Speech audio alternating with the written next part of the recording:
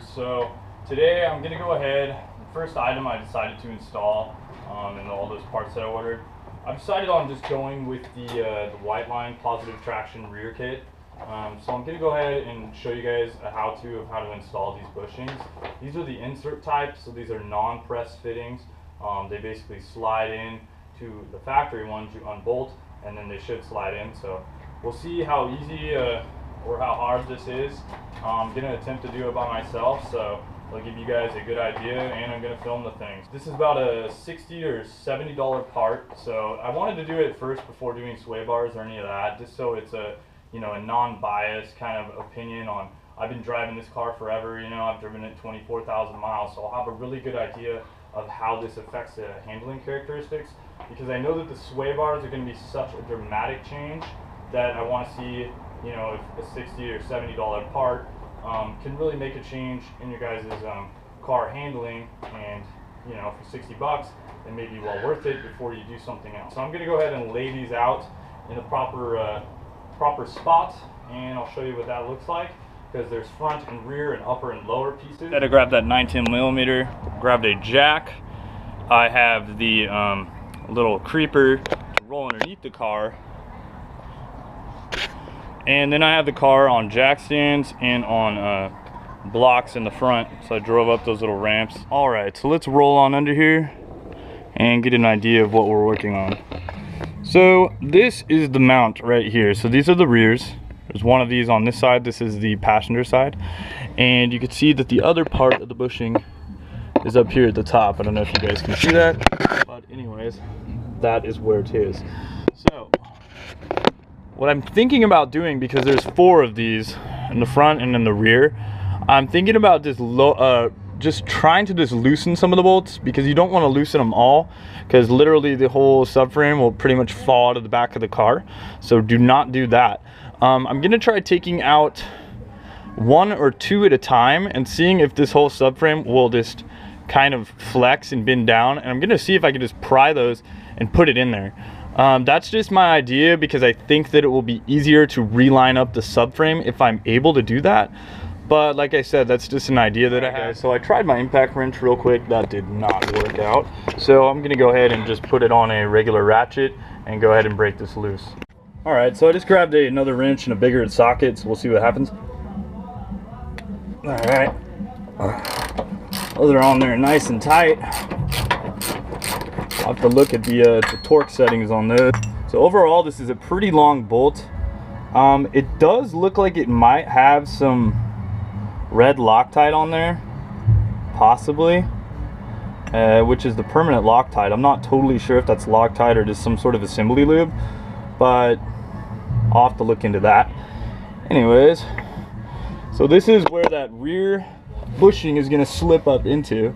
It's just going to go, I'm going to grease it up and whatnot, but you can see that it pretty much just clicks right in there. So that's really cool. But the one that I'm worried about is getting to the one on the top. Also, they want you to bang down these top plates to flatten them out. I can't remember if that's on the top or the bottom, but I gotta look at that. So what I'm gonna do now is go ahead and do the other side, and I'm hoping that this subframe is just gonna kind of hang. All right, so loosening up this side now. All right, so I'm gonna watch and see if the lower subframe just starts kind of falling, which it does seem to be dropping as I am loosening this up. So we'll see how far down that hangs.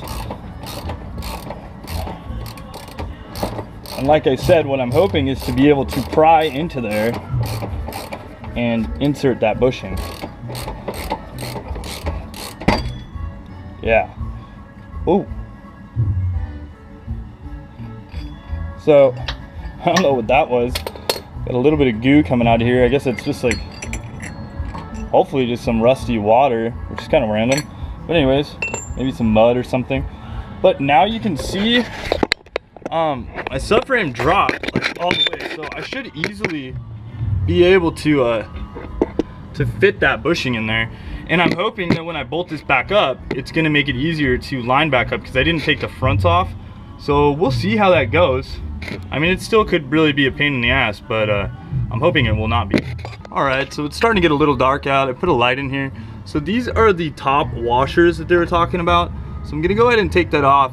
You can see right now, these are pointing downward. So these tabs right here, you gotta just hammer those out flat. So I'm gonna do that real quick with these back two. All right, so we're just gonna bang these down.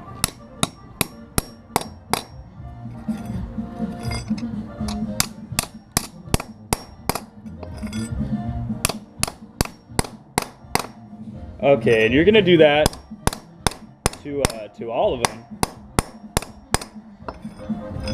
after you take them all out. So I'm just gonna do the back two, like I said.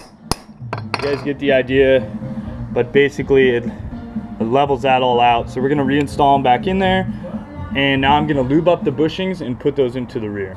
Okay, so I'm still doing the back. So I did the one side over here, I did the passenger side already, and right now I'm just gonna go ahead and do the top first. I'm applying just a little bit of the grease on here, just kind of rubbing that onto the bushings. Not quite sure how much you need on here, really.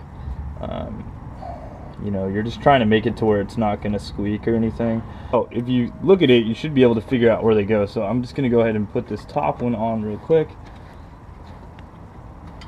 Just kind of slide it in there, and you can spin it around, and it should just slide right into its place, and line up the two tabs and kind of get it into its correct position. So that's on there also. Then I will go ahead and put the top washer on.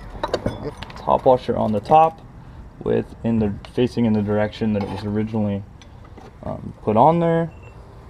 And we'll go ahead and put the bolt back through. Put it up top like this. That way you can actually get to it.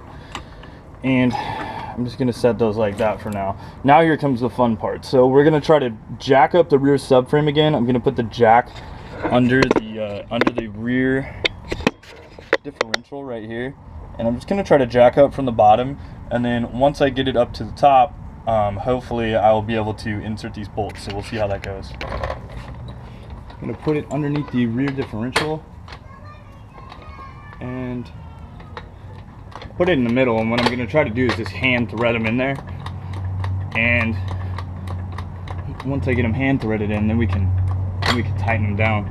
So again, like I said, I'm just going on the differential, and now I'm gonna watch these bushings as they get closer to the top.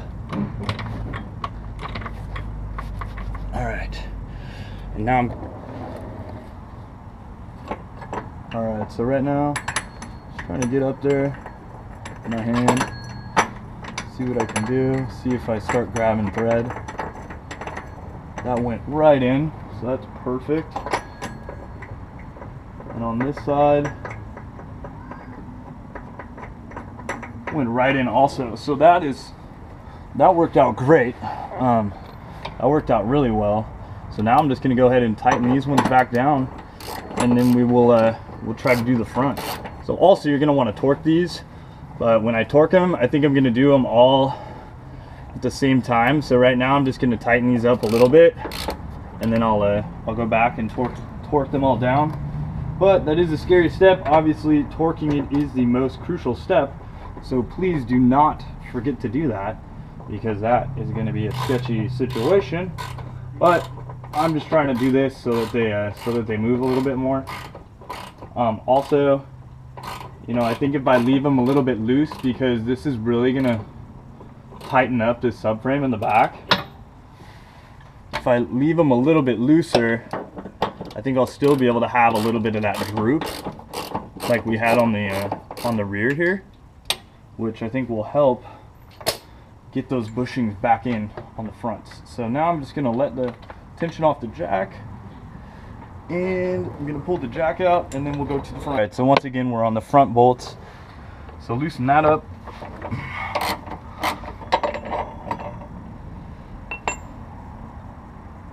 So on this mount, you guys can see you have this, and then you have this whole bracket over here also. So there are two bolts on that.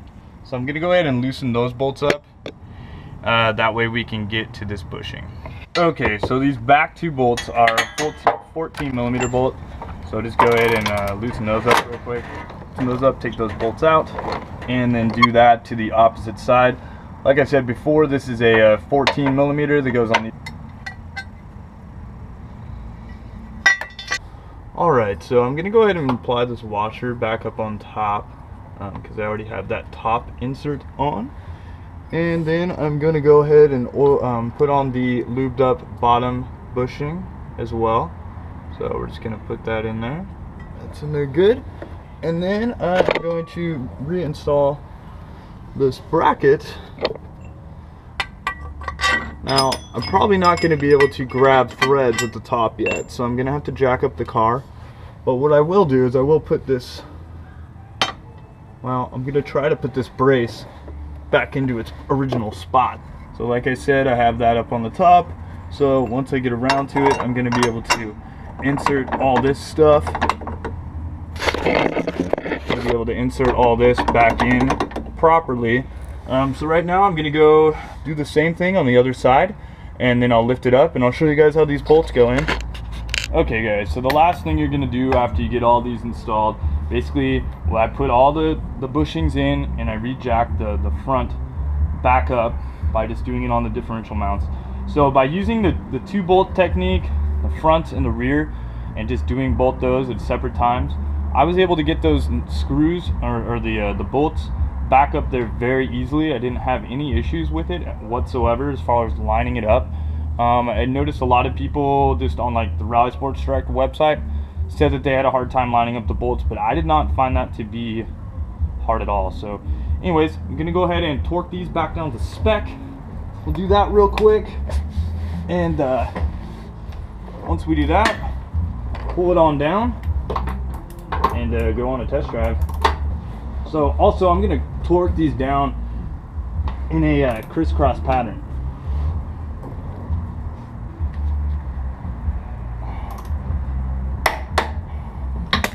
Alright, so now I'm gonna do the front. Like I said, I'm gonna continue this crisscross pattern, then I'll go back one more time and I'll check the torque on all these bolts to make sure that they are all to spec. While I'm down here too, I just kind of wanted to mention the sway bar. That's how teeny this rear little sway bar is. I mean, it's right here, guys. And I mean, I can move it by hand. Not stiff at all. So that's why I'm thinking I want to do the rear sway bar first. I really want to just firm up the rear of this car and see how it handles. And then I'm going to go with the front sway bar after that. So, but now this positive traction kit is installed. Later on.